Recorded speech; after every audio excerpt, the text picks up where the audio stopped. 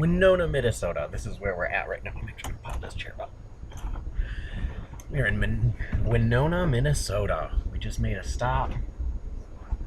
The sun is setting. It's really great colors, to be entirely honest. It's like everything is this yellow, amber. Yeah, next car forward. Just walk right in and ask them for some ice.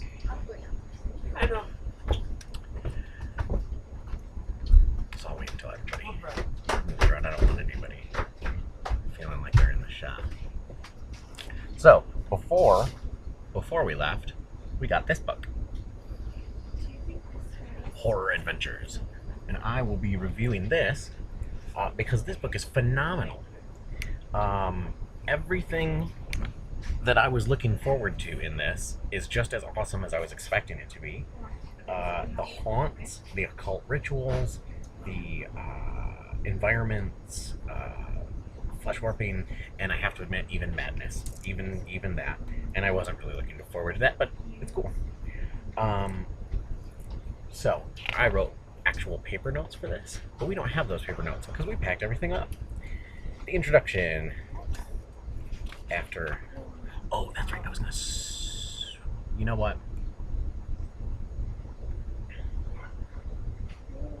We'll call this a practice run. We're just saying hi from Winona, Minnesota, people. We'll do a practice run. I'll actually, I'll pull that PD up and I'll have it on the screen so you can actually share along with me. This book is a treasure trove, an absolute treasure trove of new material, and I see a lot of this being applied mostly to game masters and storytellers. This is not as much of a player-oriented book as it is a GM-oriented book. I can see lots of really cool, creepy villains coming from this. It's awesome. So usually in these kinds of books we have a new base class, such as we did with the Vigilante and Ultimate Intrigue. This doesn't have any new base classes in it. Horror Adventures has no new base classes, but it does give an extensive overview of how to play a character in a horror campaign, and what that would entail, and how to bring out that sort of mood and pacing. There's right at the very beginning, they step right off into the new variant rules, and we have right after describing how to play a horror hero, we have fear, sanity, and corruptions, and these corruptions are pretty wicked. And then they also add some race rules, I think favored class and alternate traits or something like that. And then chapter 2 is all of our archetypes and class options for all of the previous base classes from all of the previous books. I have to admit, I really want to build some villains from this, like bad.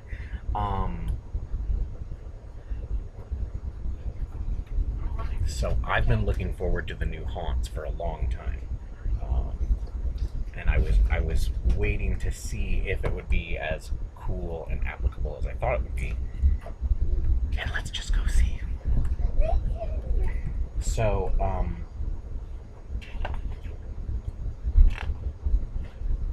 okay, yeah, we definitely have so many different types of haunts that you definitely have enough for every single challenge rating, 1 to 20. Don't quote me on that. But they're okay. We have a CR 1/4 and a CR 1/2.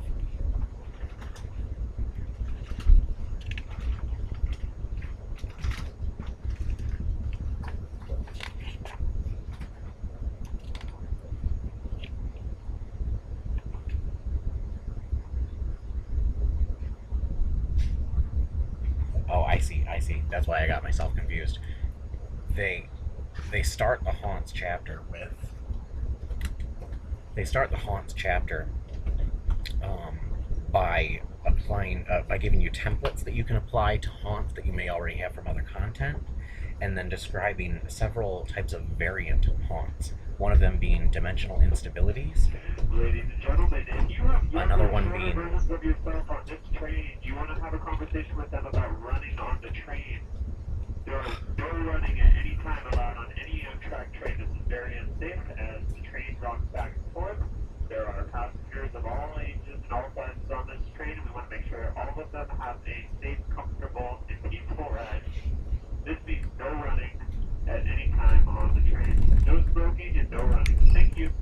No smoking, no running. You heard it here first.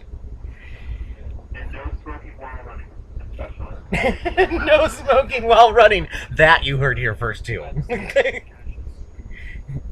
All right, so each of these 1, 2, 3, 4 beginning haunts seem to be they deal on a variant of the original haunt concept, because a haunt is essentially a spirit or spectral energies that are lingering in a zone, any type of region that you define. Whereas with these new variant haunts deal with other things, dimensional instabilities, dealing with like tears between the planes, maddening influence, and that's the sort of thing we're probably going to see in the Strange Eons Adventure Path coming up. Magical scars and psychic haunts. Magical scars, I think, is like it is. It's like the mana wastes on Golarion, where there's the spell scar is what it's called. And psychic haunts, which was actually something that I was considering before they talked about this, because I was looking at how do you take the concept and the mechanics of a haunt and apply it to, say, a psychic or an intelligent energy, or even just a potential hanging out somewhere. And especially once they released the rules for occult rituals in Occult Adventures, I've been looking at that from a totally different angle now, because it's like basically anywhere you go, there could be the potential that everything is just bordering on completely falling apart and sort of spiraling out into this bizarre haunt energy. The one that they give for psychic haunts is psychic echo, and in parentheses anger, which means like rage. That also means it's probably related to the wrath sin from Rise of the Rune Lords. So then we have our new haunts. We have a CR 1/4, 1/2, 1, 2, 3, 4, 5, 6, 7, 8, 9, 10, 11, 12, 13, 14, 15, 16, 17, 18, 19, 20. We have all 20 challenge ratings. We have a haunt for each and every challenge rating. So, D&D? Pathfinder? Pathfinder. Right on. Cool. So for our dimensional instabilities, we have Spawn of the Abyss, and that seems like it would be directly related to the demons in the Abyss. Which also means that this could be very helpful for like Wrath of the Righteous Adventure Path, where you're fighting the hordes of demons coming up out of the Whirlwind. Maddening Influence, and that one's a CR 11 haunt, the dimensional instability type. Maddening Influence is called Whisper from Beyond, and that's a CR 10 haunt. And this is very much like the Lovecraft mythos, this whole concept of, those bizarre entities hanging out in the void of space, and they're trying to, tap in psychically with people, and they drive them insane. So that one seems to describe that. The magical scars would be something like the spell scar in the Mana Wastes of Golarion, where magic has been so overly used and so blown out of proportion that it literally warps the ability of spells to be able to work, and then you have the wild magic effect. And psychic haunts. Oh, and the Arcane Storm is a CR 6, which is kind of cool, because it means that it's applicable to a low enough party that it you could actually use it pretty well for a relatively low level party. But also, it's just powerful enough that when they do get up into the 10th and 11th levels, that it's gonna be like a setback. It's gonna be like an obstacle that you can add into any other type of encounter, and that's really exciting. And then the psychic haunts, it has psychic echo, and it's anger, the specific type of anger, and that's a CR 10. So 6, 10, 10, and 11 on those, and those are supposed to embody totally different methods of applying a haunt into an area within your game. And then the new haunts are Bloody Handprints for CR 1/4, Scratching Behind the Wall for CR 1/2, cold spot is CR1, which is kind of cool. So that's like where you walk into a zone and you feel like the hairs on the back of your neck stand up, and it's like it's a cold spot. So that's a CR1. Spectral screams at CR2. A foreboding mist at CR3. Oh, and this is like something you might put in a graveyard where it's like the mist actually has that eerie, creepy feeling to it. Buried alive for CR4, which I would have to assume. Oh wow, it's like they try to recreate being buried alive. So whatever it was that was buried alive is trying to drop you into a pit. Oh my goodness. Wow. Okay.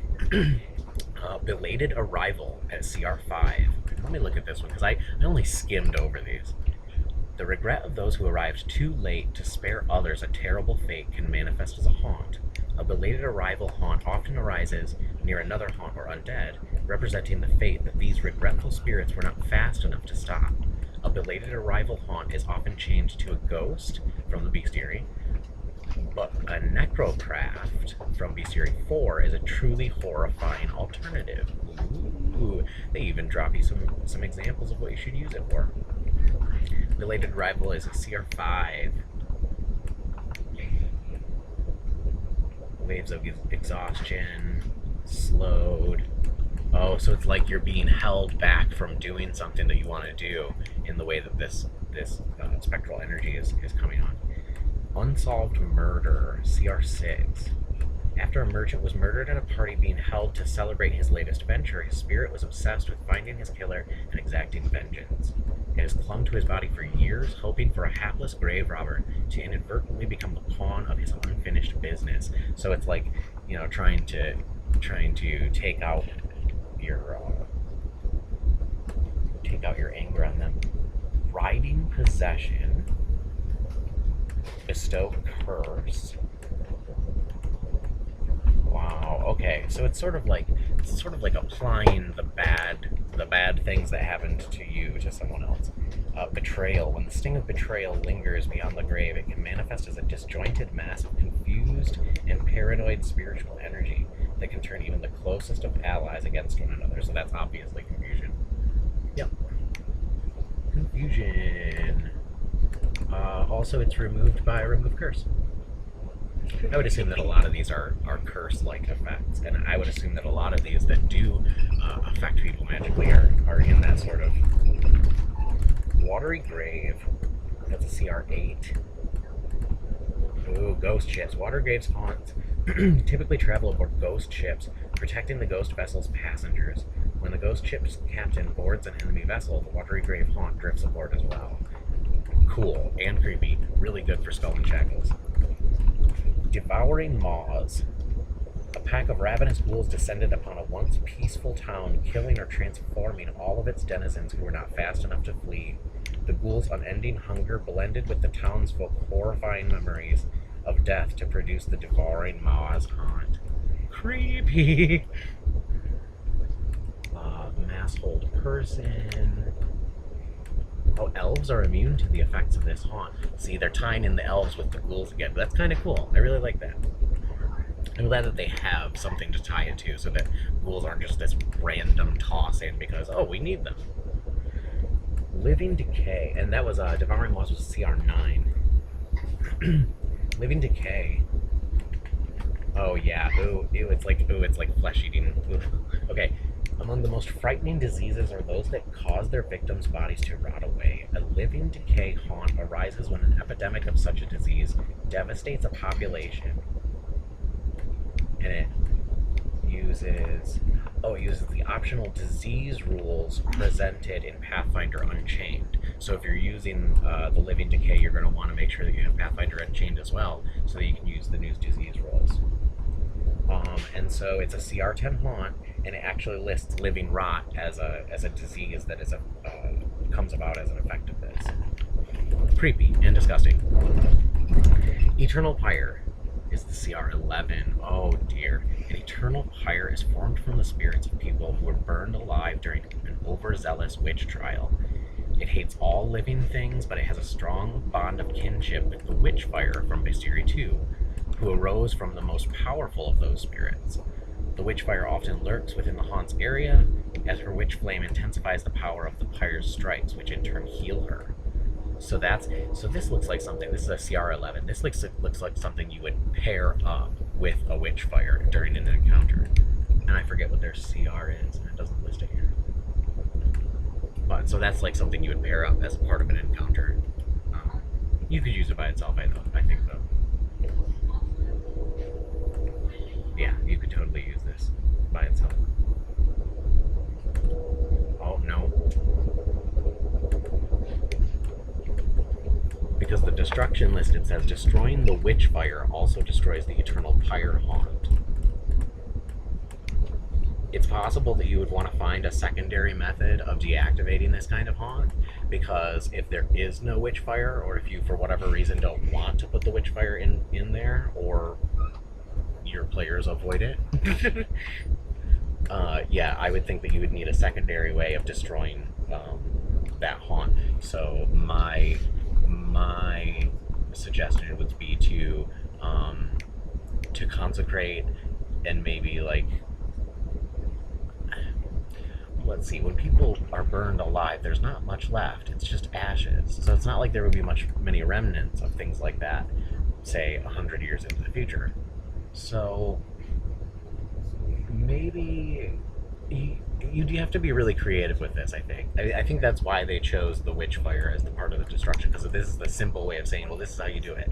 But really, if you were going to apply this without a witchfire involved, it would be, you would want to make up a secondary destruction method, which is kind of fun. It forces you to be creative, but it does so in such a way it's not too terrible. It's not too terrible. Any good storyteller knows what kind of story they want to tell anyways. Dissolving fat. See, here's where we get into the really creepy shit. Dissolving fat, CR12. A sadistic alchemist conducted experiments on test subjects within his remote laboratory. When he was finished with his subjects, he threw them into a vat of harsh chemicals to dissolve. His victims' spirits have permeated the vat, and they reach out with their oozing spectral forms toward any who come near. This is so Occult Adventures. This is what I was looking forward to when Occult Adventures came out with stuff like this. Which is funny, because it actually doesn't use anything. Wow, it doesn't actually get anything from Occult Adventures. I was thinking it might have something like Riding Possession where it was on the other one.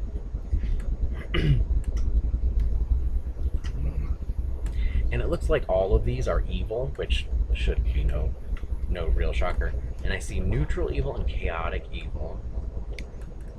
Yeah. Yeah, and I would be surprised if there was lawful evil anyways. I mean, how does a haunt become lawful? Right, yeah, so we have neutral evil and chaotic evil. That's what you get for it.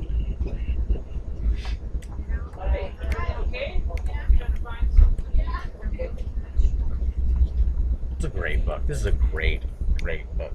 And I was really looking forward to this for the simple fact that with my Ultimate Serpent Skull idea, basically running Serpent Skull, but with as many of the newer rules as possible. Because honestly, I think Serpent Skull is the sort of campaign that deserves this, and if done properly, could go from an kind of adventure path to a holy freaking awesome.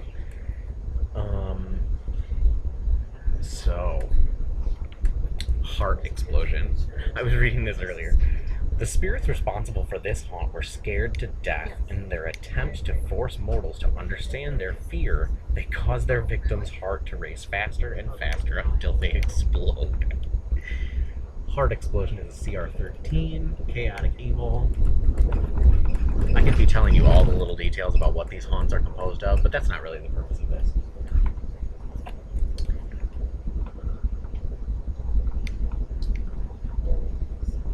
Okay, and it's not a finger of death or anything like that, so it's still, I think it's still easy enough to manage. Crushing Terror is the CR14. Tales of a legendary Lindnorm have drawn many daring adventurers who wish to prove themselves by slaying the dragon. The Lindnorm, for its part, appreciates the sport of hunting those who seek it, and is particularly fond of crushing its victims to death with its powerful tail. The The spirits of these unfortunates linger on in the form of a crushing terror haunt. That seems difficult to envision. That said, it is a combat maneuver, constrict. Oh my goodness. This is a very powerful magical effect that requires heal or stronger magic to repair. That's massive. Excuse me.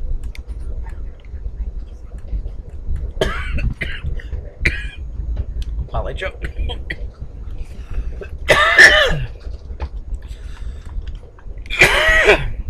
happens when you think it's cold, and then it turns out to be warm soda. Warm soda, my favorite.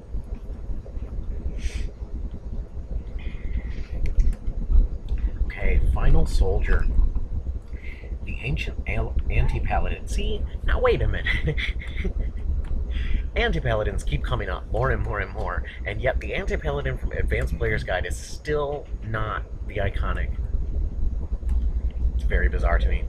I know that part of this is, Wayne Reynolds, and it's got to be a base class, and the anti-paladin is getting put in more and more things.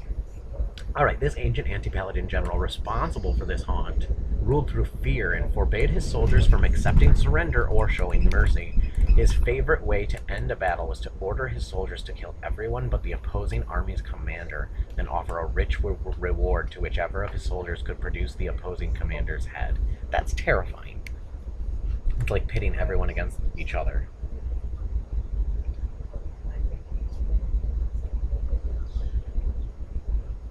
Oh no, it's like recreating the moment that he pitted them against their leader, and then they start attacking you as if you're the leader. Wow. And see, this is the sort of thing I was going to do with these two, is make sure that there was a creature tied in. And the destruction is, the final soldier will rest only once the ancient general, who has risen as a grave knight, anti-paladin, is permanently destroyed. So, Bestiary 3 for the Grave Knight. I don't remember that being an anti-paladin, though. I don't remember what it was. No, I think it was a fighter.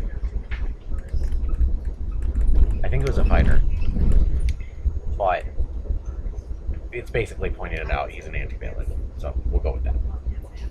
Fallen from the sky, a thriving metropolis on the top of a cliff customarily executed criminals by throwing them off the precipice until the spirits of the condemned hurled the city's head magistrate over the edge as well. That's terrifying. That's a CR16 haunt.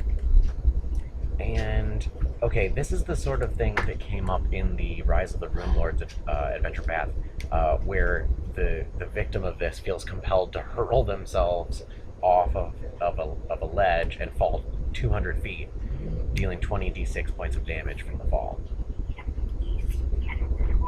Yeah, I mean, that's essentially the same thing from that was Fortress of the Stone Giants, I think. It was either Fortress of the Stone Giants or I forget. It's the one that has the haunts in it at the upper level, the higher level, not the lower level. Book 2 is the one with the lower level haunts. I think it was book 4 or book 5 that had the higher level. Haunted Dungeon is our CR17 haunt.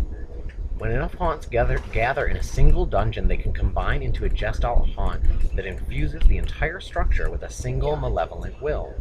The haunt's source typically rests in the most difficult to find or obscure location within the structure, but it moves if it senses creatures approaching it. So this is like an intelligent haunt that's constantly changing its tactics. It is able to create animated objects. Okay, not quite as cool as I thought it would be, but that's alright. Still decent. And it does reset every day.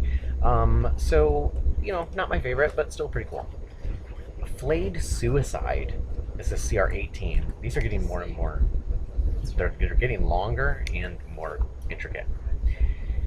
A flayed suicide haunt arises from the spirits of people tortured beyond insanity until no remnants of their former essence remain. Only chitons are capable of the depths of depravity required to produce this powerful, disturbing vestige of suffering. I think that's a hint. So this goes hand in hand with the whole Hellraiser concept that goes into Zon-Kathon and the chitons and the sort of infernal pain. They're like, are they masochists? Are they sadists? Or are they both? They're both. They're sadomasochists. They are definitely sadomasochists. And they really like harming people to within an inch of their life. And so,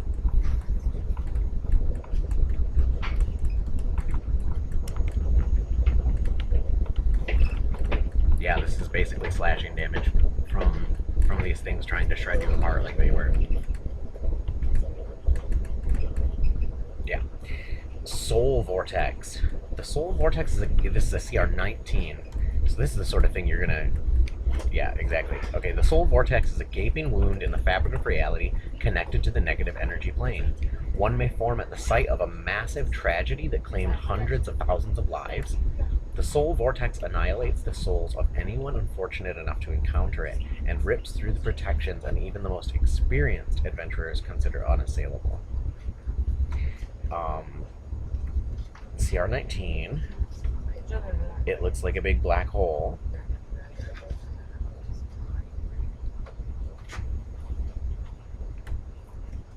And then it starts trying to unravel your magical protections.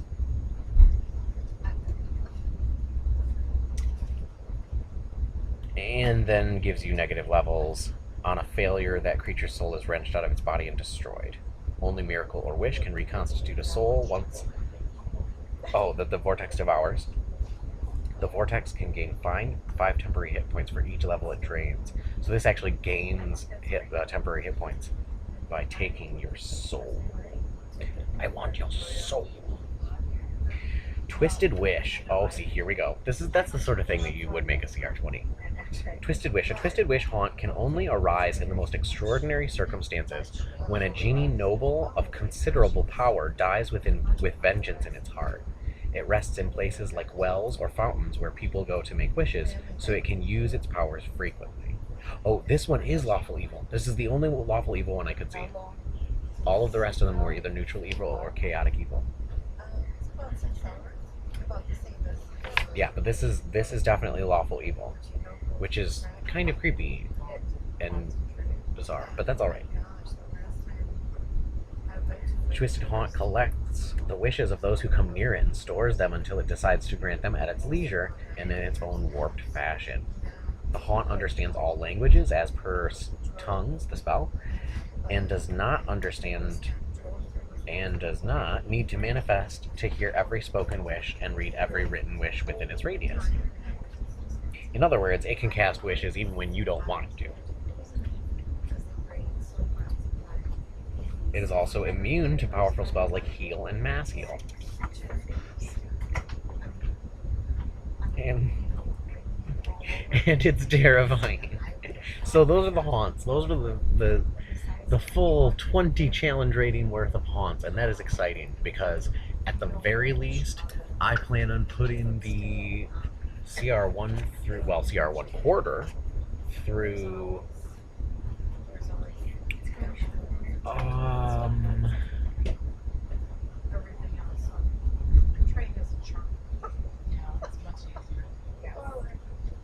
Watery Grave, the CR8, is just a little too high.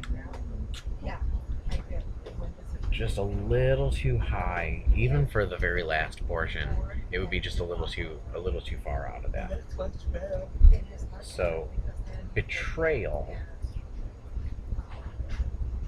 Yeah, Betrayal, the CR7, is probably the highest level haunt that I would use in the Ultimate Serpent Skull. But Betrayal, Unsolved Murder, Belated Arrival, Buried Alive, Foreboding Mist, we're definitely using Foreboding Mist. Spectral Screams, Cold Spot, Scratching Behind the Wall. there has to be a wall, and there aren't many walls on the island.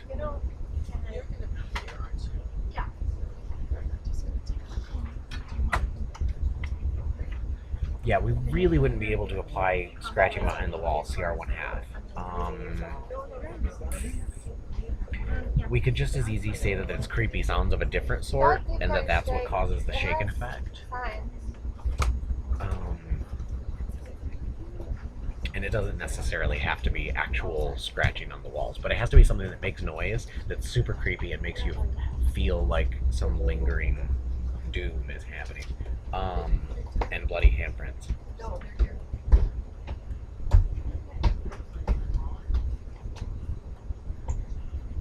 Yeah. Oh yeah, we're gonna put bloody handprints all over. There's gonna be bloody handprints on everything. So, I can easily say that I could do a full... Ooh, oh, the best part is the horror inspirations part of the appendix, right? Oh, it is. It's part of the appendix. But in horrific inspirations, we get lists like we did in the Game Mastery Guide and in the core rulebook, which essentially gives you film and print, and television, film, print, and television resources and inspirations for dealing with the different types of horror. We have body horror, cosmic horror, dark fantasy, ghost story, gothic horror, and slasher horror. Oh, psychological horror too. How did I miss that? So, and I have to admit, these are great. These are great lists. And for somebody who loves fiction and loves to see the sorts of things that have inspired the developers and stuff like this, I love these lists. And I will be posting this list up into the Paizo.com forum thread that I created for just those sorts of inspiration reference lists, because people like me will want to know what it is that they're supposed to consider applying to all of these things. Personally, I feel like this book is the pinnacle of what began with Occult Adventures. Honestly, I feel like Mythic Adventures kind of goes into this too, because when you start dealing with these high level, high concept of darkness and villainy and stuff, you have to have something that's believable. You have to have something that makes sense. Why do these villains have the motivations they do? Why do they have these special powers? What is it that puts them down that path, down that story arc to create that? I feel like this book brings all of that together. I feel like it starts with the concepts of Occult Adventures. It deals with... Wow, I bet you feel like you're drunk right now. You are drunk. Because we're on a train. There you go. Now we're not quite as drunk. Sober up. I feel like what was begun in Occult Adventures and with Ultimate Intrigue, and I feel like those two books are sort of like flip sides of the same coin. It's like one is hiding things and the other one is revealing them, and you can kind of see it either way. I don't want to say which one is which one because they work off of one another. Those two books work hand in hand, Ultimate Intrigue and Occult Adventures. And I feel that with those two books leading up to this one, this is like the holy trinity of epic campaigns. This is the sort of content that brings a normal, tactical fighting and basic dialogue kind of game into a whole new realm of awesome. I can see a lot of these things being very helpful to game masters. Wow, this is going to be terrible to watch later. You can just not pay attention. I'll just keep talking. Don't pay attention to the screen. Just stop looking at the screen. I feel like a lot of this pertains to the villains and things that the game master can do for their players and the player characters that will provide not only motivation, but a sense of realism for when things get really, truly dark in a campaign. And that happens kind of often because, I mean, especially with the players who play characters like, like they can't really die because, oh, you can get resurrected. Oh, we'll just, raise you from the dead. We'll just pay the cost for the magic spell. Once you get to that point where you're already considering how you're going to get out of any potential problem that you may have caused your own self, that's the point where a GM needs some really good tools, a really phenomenal toolkit to bring that back around and make everything that player did to choose their character's motivation, to play them in an unrealistic fashion, and to bring it all back around. Because the sorts of things like in this, like the corruptions and the madness, there are several feats. I think there was one about being possessed by spirits and stuff. There are many examples of new content in this book that GMs can use to make the campaign really interesting, really believable, and more than anything else, it's going to provide the basis to create that mood. What is the mood of horror? Is it trying to keep people freaked out? I don't think so. I think really it's about making sure that when your character makes choices, that you think about those choices and their you're so drunk. You want them to have to deal with the outcome of those choices. And if I've had many players play characters that they think in a metagame attitude. They think, oh, well, we can do this, but it's not going to be a big deal because we've got the money to raise you from the dead, or whatever. At some point, you meet that player who plays a character, and the only thing they do is metagame, or for whatever reason, they're constantly finding ways to get in the way of your story. This book, I feel, is the toolkit that lets you put things back into the story in ways that give you more control as the storyteller, so that when things go completely awry, you say, oh, well, guess what horrible, dark things you just stumbled upon in your lovely decision making. And that's the moment where it's going to get real for a lot of players. During dinner.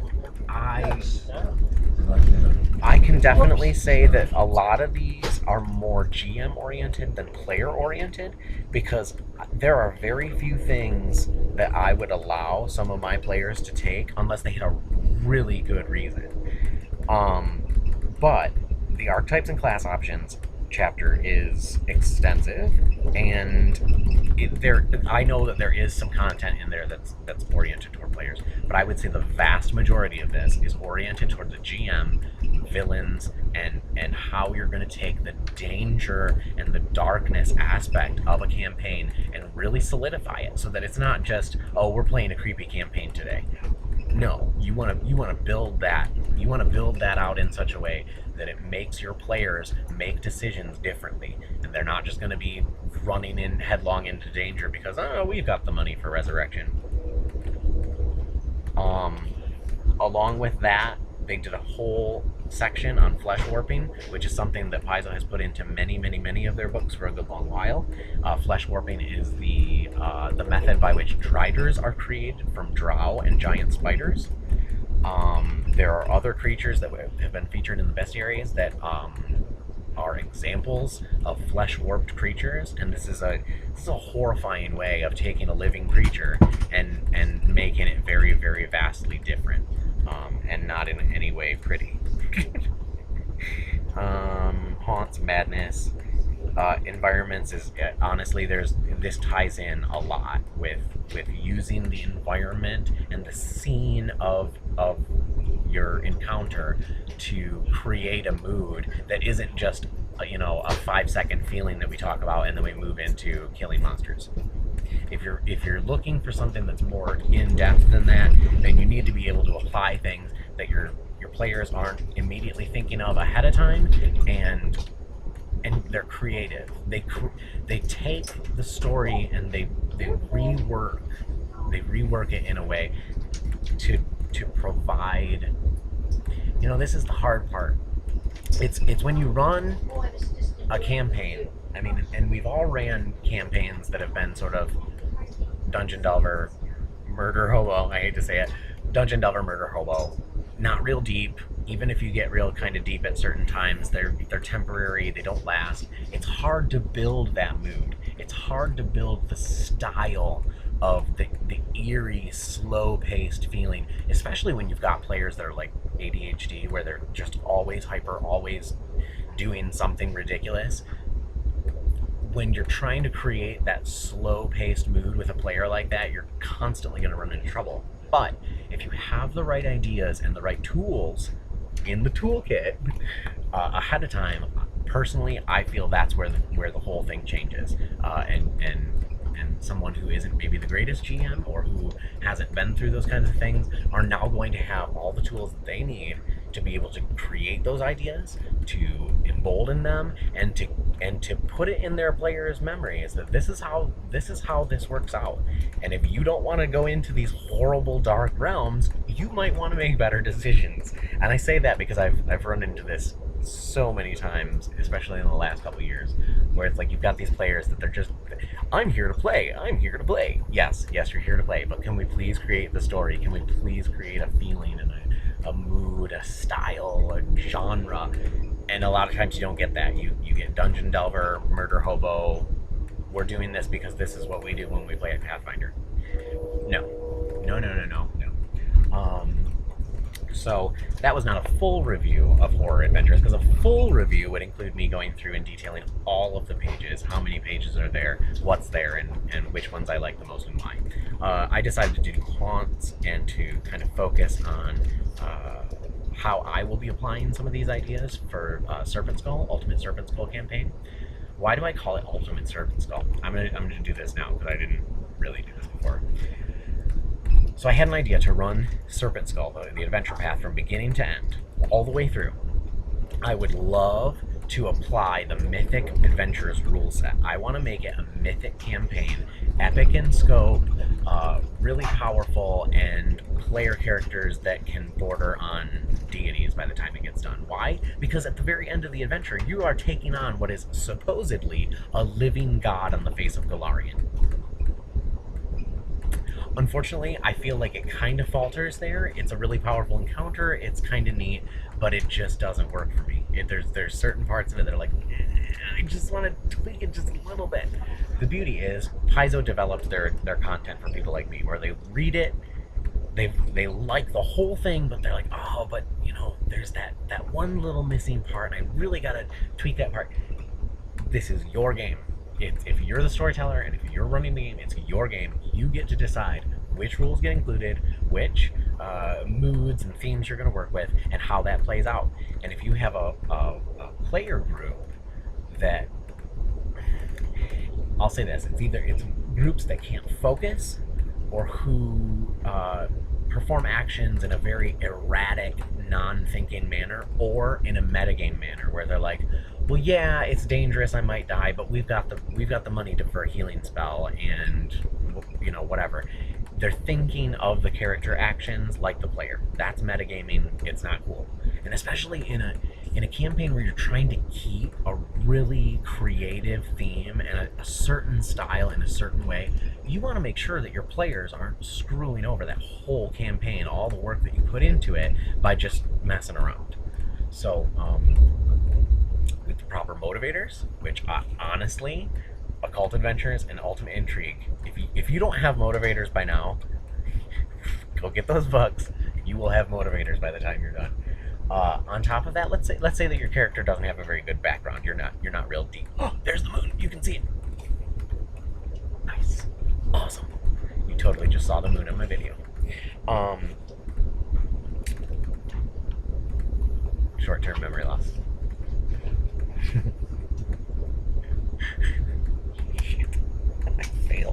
I fail so miserably. This is why I need a script.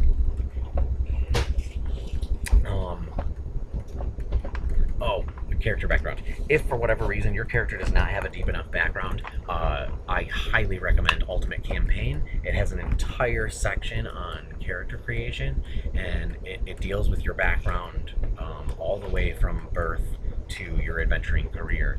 And it's good because it features a lot of random generator tables so that you can basically create a background without really thinking it over, just kind of throwing some ideas together. And honestly, I've done this several times, at least a half dozen times, with characters that I didn't have a real good grasp on them. And by the time I get done with generating their character background with a Ultimate campaign, they're real characters. They have a real depth. So I highly recommend, especially for a campaign where you're dealing with these dark subjects and these moods that you really have to work into. I mean, it's going to take effort as the game master to run a campaign that features these dark moods. You have to be good at it. You have to know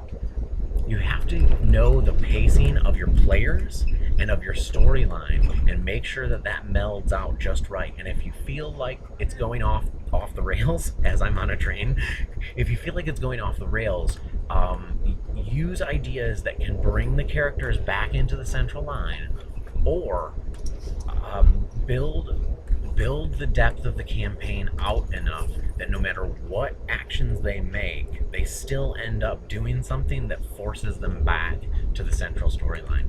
I say that because we have such ADHD members like all over, and I meet more and more of them every time I get on Roll20. That's not true. That's not true. What I think it is people are so busy these days that when they do finally get around to gaming, and like at gaming shops or online, it's like, this is my one time to just relax and not think about things too much, and so they get kind of a little bit too relaxed, and that's, I think, when the game starts falling apart. With something like this where you're running a very serious campaign, you want to keep it serious.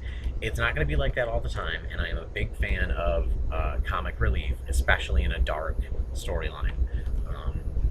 For example, one time I entered a tavern in a wiki, so it was a wiki-based role-playing game, and I entered a tavern and opened up a purple vortex that went to the abyss, and a bunch of people in that tavern jumped through the portal and went to the abyss, and we made a new wiki page, and it was a new campaign.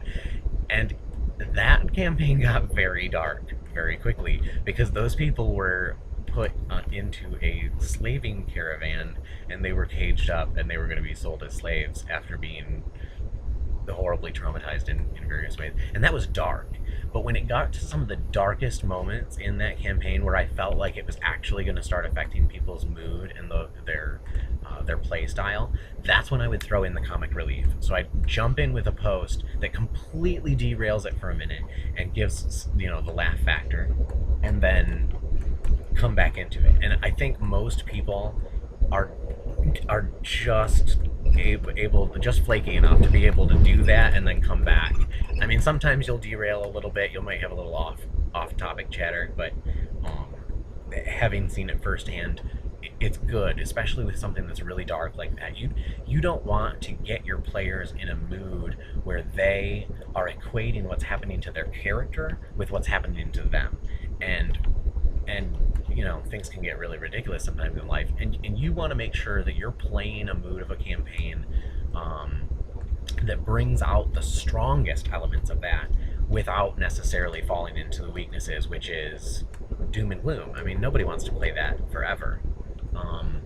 But there is something to be said about a horror adventure focusing on grim, eerie, otherworldly things. Ghost stories. I mean, that's the perfect example. It's like it's its own genre in this book, in the reference lists, because ghost stories. I mean, honestly, I don't even remember the first ghost story. It's been so long, and there have been so many that there's really good ghost stories. And if those don't creep you out, then there's something wrong with you. But those kind of eerie stories that tell things that we, as rational thinking people, we quote unquote know that those things can't be true, but then we are faced with something like an experience of a haunt, and it makes you question things, and that questioning, that sense of uncertainty and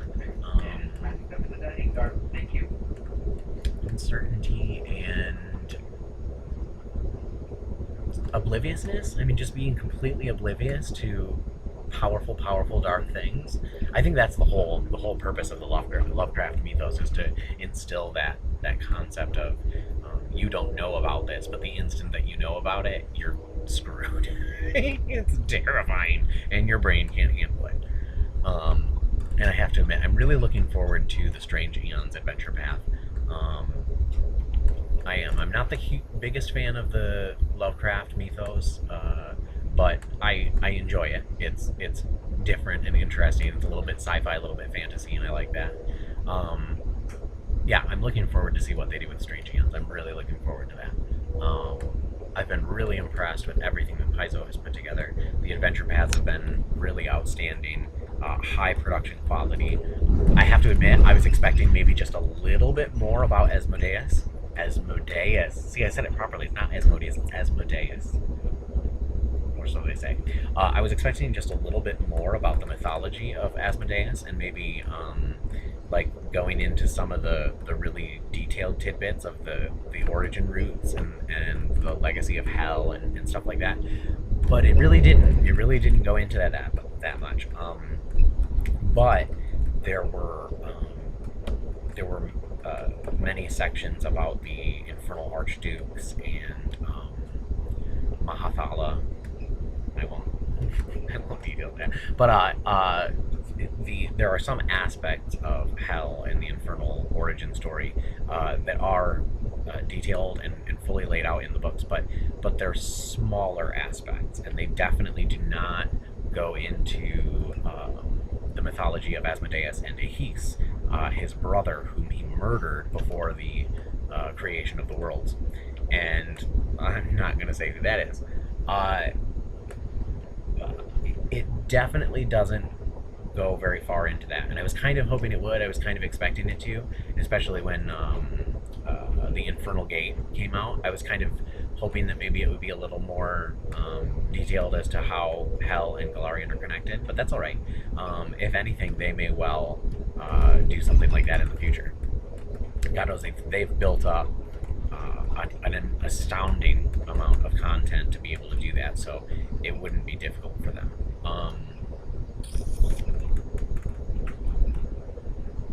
Went off on a little bit of a tangent there, but that's all right, because during my reading corner section, I'm going to be reading the portions from those adventure paths that deal with the Infernal Archdukes and the powers of hell, the sort of the origin, the creation mythology of Asmodeus and hell, and really delving into that, because I think it provides the right kind of darkness for a campaign, especially like an urban campaign setting. You want something that's not all chaos all the time and just constantly changing things up. You want something that has a little bit of an order to it, and that is the one thing that hell provides to the cosmos.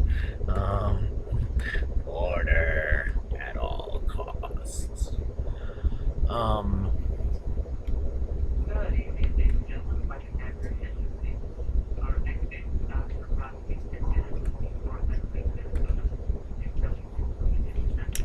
We're almost to a new stop in Minnesota.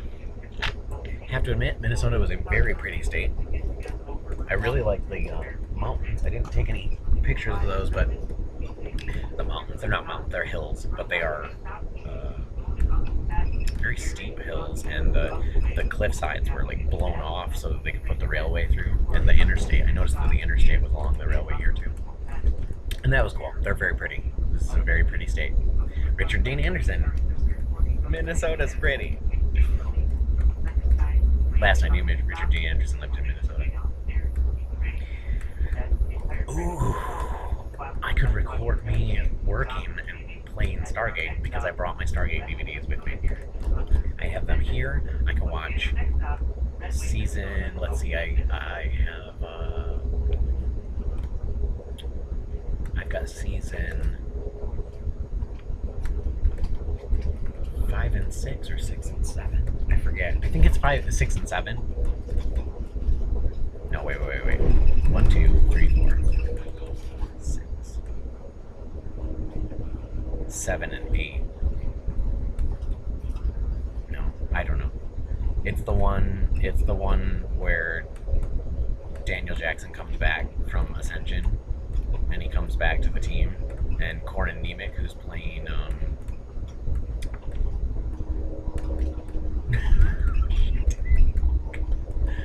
Corin Nemec plays the really smart guy with a photographic memory, which Nope. apparently I'm I am going not now. embodying this. Jonas Quinn. Corin Nemec, who plays Jonas Quinn on Stargate. So this is the season where he leaves, even though he had kind of replaced Daniel Jackson in the season prior. I just finished those DVDs up the other day. I cycle through them. I just watch them. I constantly keep them playing in the background, and it doesn't bother me. I really enjoy it. So this next following season is the return of Dr. Daniel Jackson, and eventually it will get into the whole new team during the last 3 seasons, 8, 9, and 10, where Richard Dean Anderson, who plays Lieutenant Colonel Jack O'Neill, is no longer a part of the team and is replaced by Ben Browder, who plays... oh my god, see? This is weird. I can remember their real names, not their character names. Usually it's the exact opposite. Wow, totally escaping me right now. Anyways, I don't think I have the very last seasons in this one. I'm almost positive it's not. It's 8, 9, and 10 where they have the new crew. No, it's 8, 9, and 10 that line up with Stargate Atlantis. 8 is where they find out about... I forget. I think 8 is where the team going to Atlantis goes to Atlantis, and there's like a year of time where they're just kind of doing things in tandem. And then when Ben Browder's character comes on is when they report in from Atlantis, and that's season 2. Oh my god, why can I not remember his character's name? Ben Browder. Yes, I did just say it like that. Infamous movies. So we're going on an hour time. I've done a kind of a little mini review of Horror Adventures. I would really love to do a full review. I think I might just write it out in text. I actually did really well with reviewing Coliseum Morpheon for Wright Publishing before Steve Russell passed away, and I really enjoyed it. I felt like I did a good job. He felt like I did a good job reviewing it. He actually asked me if I would be willing to do a review of Faces of the Tarnished Souk, which are a bunch of NPCs for the Coliseum Morpheon zone. It's in the Dimension of Dreams. It's sort of an environment, sort of a mini environment / mini campaign. And I never did take him up on the offer, and he has recently passed away, and so I'm kind of thinking, how would I return to those thoughts without necessarily returning to that exact thing? And so it might be a good idea for me to just do a written review, so I can do all the different pages and list out which things are my favorite items. I'm not the type of reviewer that's going to go through and be critical of every single thing and be like, oh, I'll never use that, I hate that, that's stupid. I'm not going to do that. But that's not how I look at Paizo books. I prefer to look at it in terms of, where can I use this immediately? Where do I think I might use this soon? And where could I use this in the future but not really know about it? And then, everything else, which is just like, I might use it, but I might not. But it's there if I need it. I also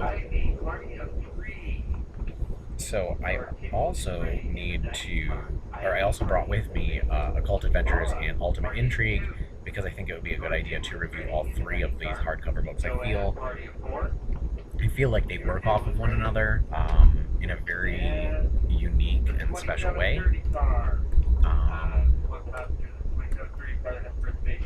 Your table is now ready. Please make your way to the dining car. Now is the time to be here. Tables are So I think that's it. I hear them talking about the speakers. So we're in Minnesota. We've been in Minnesota for only a little while, so we'll probably be here for a bit. That's where I'm gonna stop it. I'll catch you all later. This is Monday night over with. That's not true. I'll probably still work through the night.